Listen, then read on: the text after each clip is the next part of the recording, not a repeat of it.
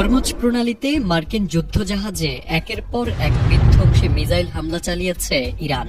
তেহরানের কঠোর সতর্কতা উপেক্ষা করে কৌশলগতভাবে গুরুত্বপূর্ণ এই জলসীমায় প্রবেশের চেষ্টা করায় ভয়াবহ হামলা চালায় ইরানের প্রতিরক্ষা বাহিনী।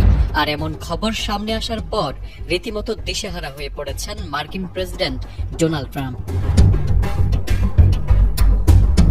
ইরানি বার্তা সংস্থা ফার্স্ট নিউজ জানিয়েছে, মার্কিন যুদ্ধ জাহাজটি ইরানের জাস্ক দ্বীপের খুব কাছে দিয়ে হরমুজ প্রণালীর দিকে অগ্রসর হচ্ছিল।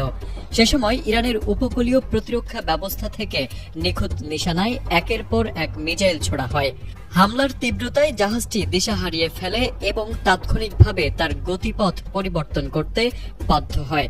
এর আগে প্রেসিডেন্ট ট্রাম্প ঘোষণা করেছিলেন যে হরমুজ প্রণালীতে আটকে পড়া জাহাজগুলোকে নিরাপত্তা দিয়ে বের করে আনবে যুক্তরাষ্ট্র।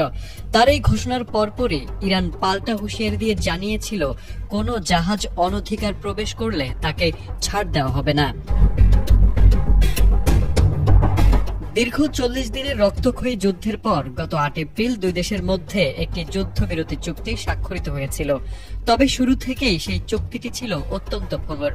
অভিযোগ উঠেছে, যুদ্ধবিরতি কার্যকর হওয়ার পরের দিনই যুক্তরাষ্ট্র ইরানি বন্দরগুলোতে কঠোর নৌ অবরোধ আরোপ করে।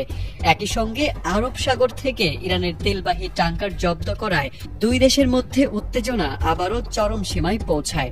মূলত যুক্তরাষ্ট্রের এই একতরফা পদক্ষেপই সোমবারের হামলাকে অনিবার্য করে তুলেছে বলে মনে করছেন আন্তর্জাতিক বিশ্লেষকরা।